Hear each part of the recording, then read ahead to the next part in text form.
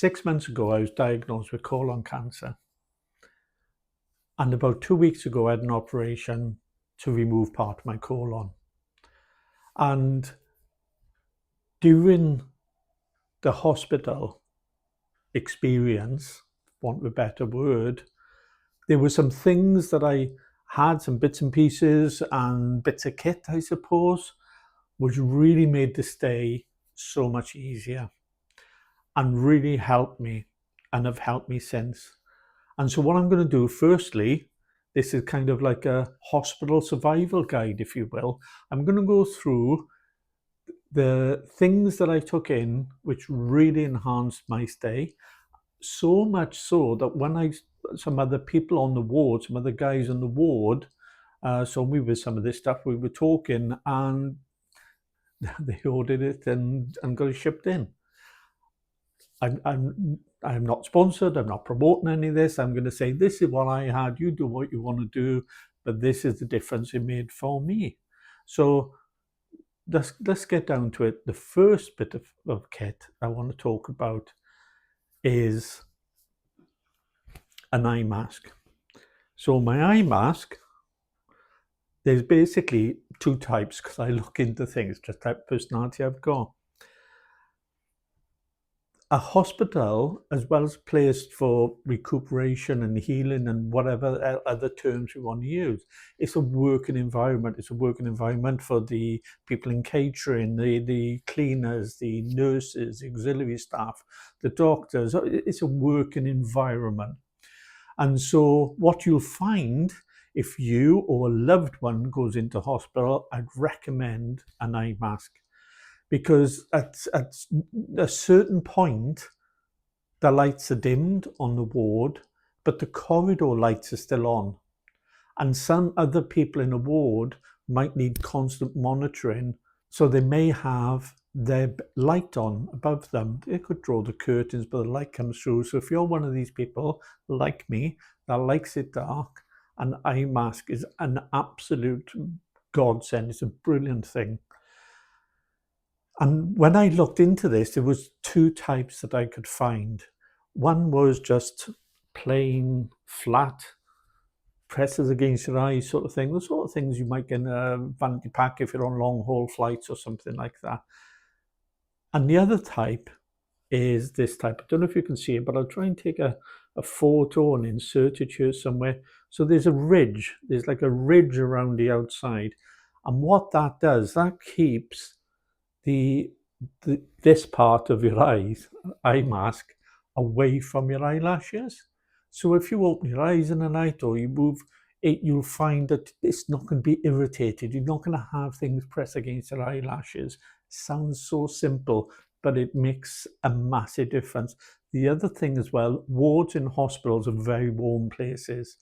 And if you've got a piece of cloth on your face, it's going to get hot, it might get uncomfortable. So having one with a ridge around the outside or some form of padding, don't really know what it's called, then it just has a little barrier between this part of your skin and allows some air there, and it's not as uncomfortable as it should be.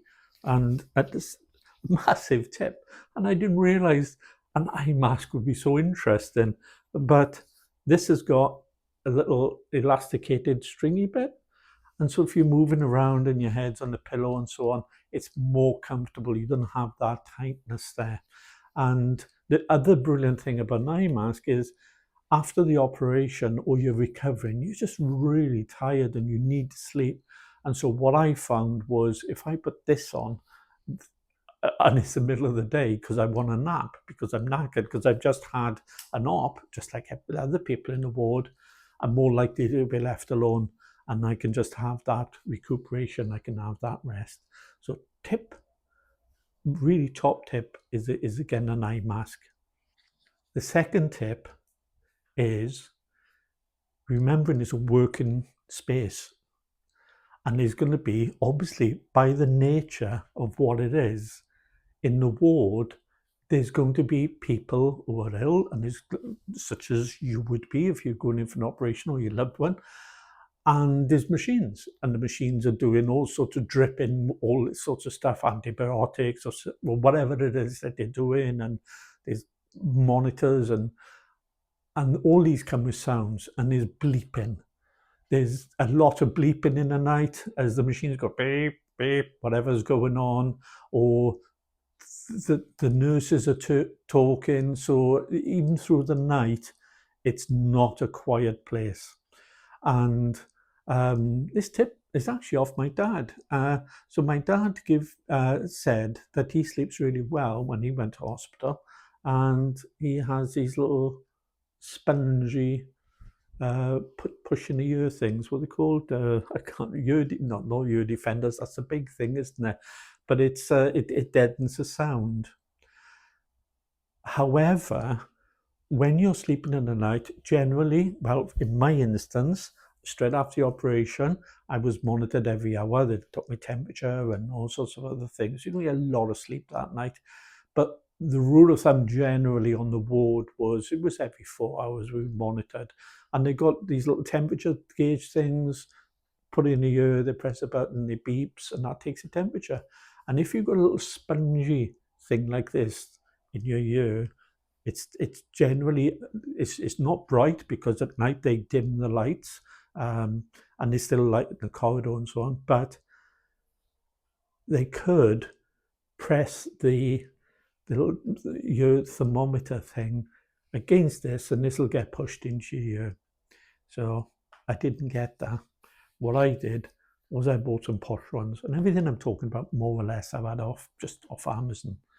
So these are, I like this. It came with a little carry case, and these ones, I can take photos of all this and so go close. I don't know if you can see that, but it's got like a little flat piece and a little bit that goes into here.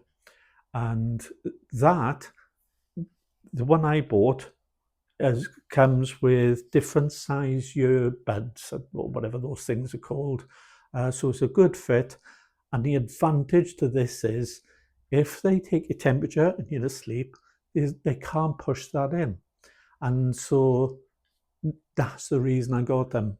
And I love the fact that they come in a little case, because those little spongy things could fall out, could fall on the floor.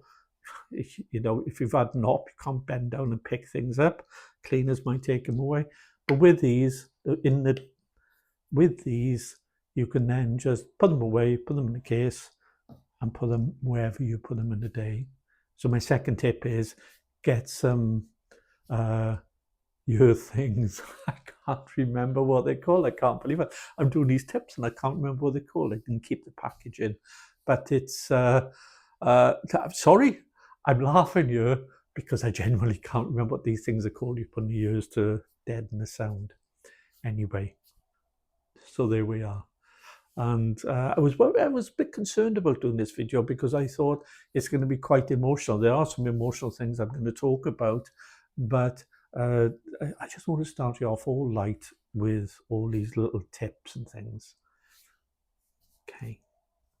The next tip I got for you is, after an operation, they monitor your fluids, how much fluids you take in, and obviously how much you expel. And depends on the operation. Sometimes everybody in my ward had their fluids measured. So they bring jugs in a certain size, and then they measured how, before they replace that jug, how much it has gone. And so they monitor it.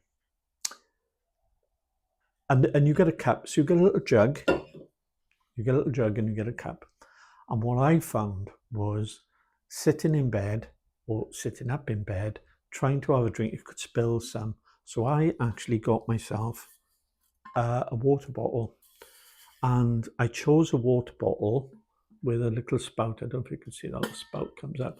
So even if I'm lying in bed, I could reach over and have a drink. Now, I'm not sponsoring this company, or rather they're not sponsoring me, I'm not getting paid for this, but I had a plain water bottle, but I actually got myself a water bottle with a built-in filter. And the reason for that is different places have got different tastes in the water. It depends what they put in there. And so I took the jug of water that the hospital provided, I poured it into there, and then that's getting filtered before I drink it. It's a taste thing. It's lots of people like to have filtered water and so on, and your choice is up to you. Just paid a little bit more to have a built-in filter. You don't have to do that. Clearly, you don't have to do anything, but it's a massive tip because it tastes it it tastes better. I tried it with, I tried it without. I tried it a little bit from the cup when I could sit up, and I tried it out of my water bottle, and I found that the taste with the filtered water bottle was just nicer. It just tasted a bit cleaner.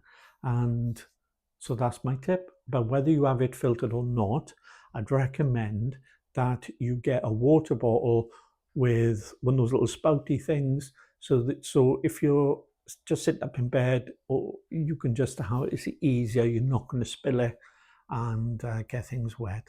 Water bottle, top tip. My next tip is was just absolutely brilliant, and I used this more than I thought that I would. The wards are warm, so if the windows do open, they only open a little bit, and so the doors obviously go into the corridor and so on, so you don't get a breeze coming in. And the ward I was on didn't have air conditioning. It was very warm, and I took in a handheld fan. Now, I didn't want one with like the blades on the outside, and the reason for that is I just didn't want it like catching in anything. So I had this fan, and in fact I got this off the TikTok shop. And what was great about this is you can handle it, so it'll sit in a desk, and then you can just turn it on, different speeds. Maybe I shouldn't have turned that on. So it sits on your little table that you have, and you can handle it, or you can hold it. There's a little strap that goes around your neck, so you can have it against you there. But the fan was brilliant, and in fact, it's one of the things that somebody asked me about, and there was a chap opposite me, and he struggled to get out of bed. He was in bed a lot of the time, and we talked about this, and he was just like hot all the time. So I lent it to him. I lent him my fan, and then when his wife came to visit him, they talked about it. I told her, where I got it from. In fact, I found the same thing on Amazon for them because they weren't on TikTok, but I found exactly the same thing on Amazon, and they ordered it a couple of days later. They had it, and you use it loads. And the brilliant thing about this is there's no batteries; it's rechargeable. So it's you just plug it in, and leave it there while you're not using it, so it's charged up. So a handheld fan, especially because it's stuffy, it's warm, you get that bit of a breeze, and it just gives you another level of comfort. And when it's just really nice to feel something just moving across your face. It's just really nice to feel that breeze. So another great tip, in my opinion, is that. The tip that I should have maybe started this with is obviously a mobile phone, so you can keep in touch with your family and friends and stuff like that. But a tip to do with your mobile phone is get an extra long lead, because generally the plug sockets that you would want to plug into to charge your phone are behind the bed. And although you have a table, if you've just got like a normal small charging, it's not going to reach. So if you get a longer lead, you can have it on the table. It's easier to get at, and it just makes your life easier. So it's a very quick tip. Get a long charging lead. Don't rely on the small ones, because you might not be able to rest the phone anywhere. And it depends what you have doing, or your loved one has doing, how flexible being able to move around after the op and get things. It makes life easier. So long charging cable is another tip. And two more tips to go. So this next one is something else somebody asked me about, which is, I'm laughing because it's something that it doesn't affect everybody, but it affects me. I don't like the flickering fluorescent light things, and so I got myself a hat. Now this hat is summer.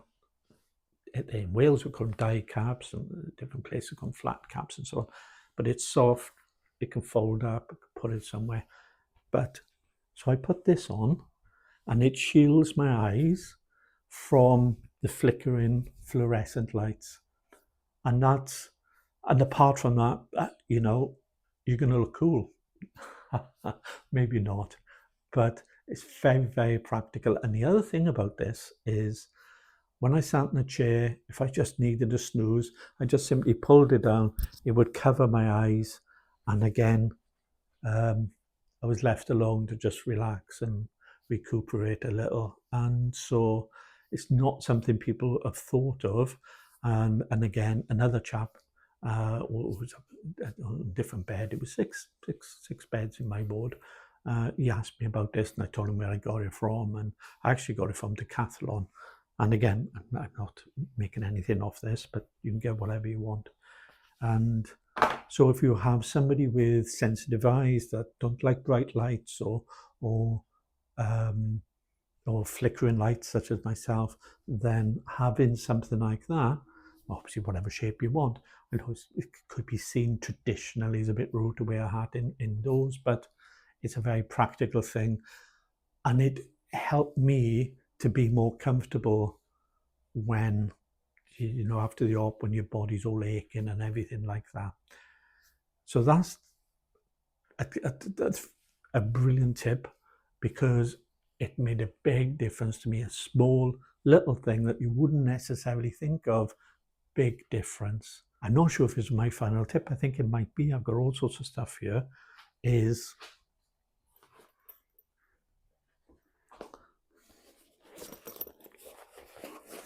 a little bag, zip pockets, and what I liked about this is, when I was recuperating in hospital, so after the op, they try and get you out of the chair, and then you have to be able to walk a bit, and physio needs to sign you off that you can go up and downstairs and stuff before they let you home.